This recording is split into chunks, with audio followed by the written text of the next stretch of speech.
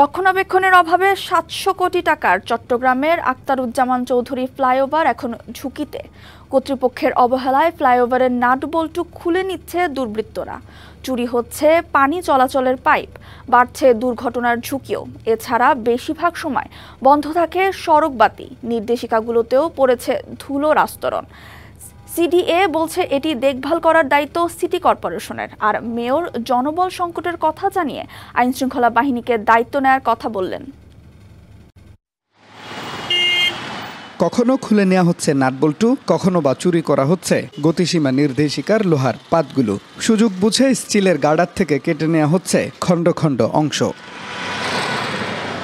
বহদ্দারহাট থেকে লালখান বাজার পর্যন্ত আখতারুজ্জামান চৌধুরী ফ্লাইওভার এখন কার্যত অভিভাবকহীন। সংযোগস্থলের খুপড়ি ঘরে আস্তানা গেড়েছে মাদকসেবীরা। ফ্লাইওভার ব্যবহারকারীদের অভিযোগ, রাতের বেশিরভাগ সময় জ্বলে না সড়ক বাতি, চলতে হয় আতঙ্ক নিয়ে।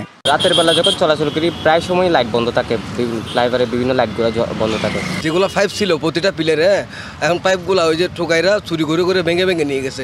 ফ্লাইওভারের নিচেও একই চিত্র। সেখানে সৌন্দর্যবর্ধনের জন্য লাগানো গাছ চুরি হয়ে গেছে, এমনকি লোহার গ্রিলগুলোও কেটে নিয়ে গেছে একটি চক্র। ফ্লাইওভার বাস্তবায়নকারী সংস্থা সিডিএ বলছে এটি দেখভালের দায়িত্ব নগর কর্তৃপক্ষের।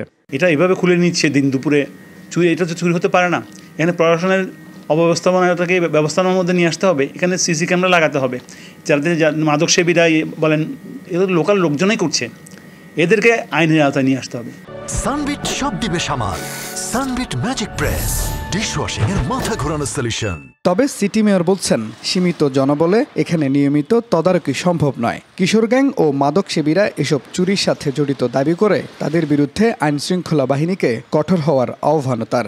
স্টাফ গিয়ে ওইখানে বসে থাকে, ওদের স্টুট আপ, কারণ যারা আছে তারা তো সন্ত্রাসী, কাজে সন্ত্রাসীদের জন্য আইন শৃঙ্খলা বাহিনীর লোক ছাড়া এদেরকে ট্যাকেল করাটা আসলে কঠিন। কমপ্লিটলি একটা আইন শৃঙ্খলা বাহিনীর ম্যাটার, কারণ এখানে গুলি ছুটতে হতে পারে, তাদেরকে গ্রেপ্তার করতে হতে পারে, তাদেরকে মারতে হতে পারে। কাজে এই জিনিসটা ইনফ্যাক্ট আইন শৃঙ্খলা বাহিনীর উপর নির্ভর করছে।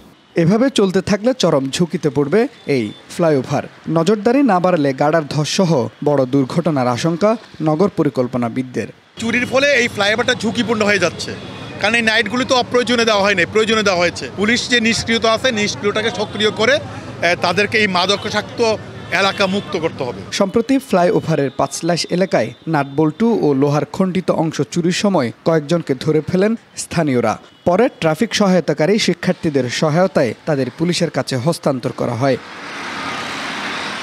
Mujibul Haque, DVC news, Chittagong.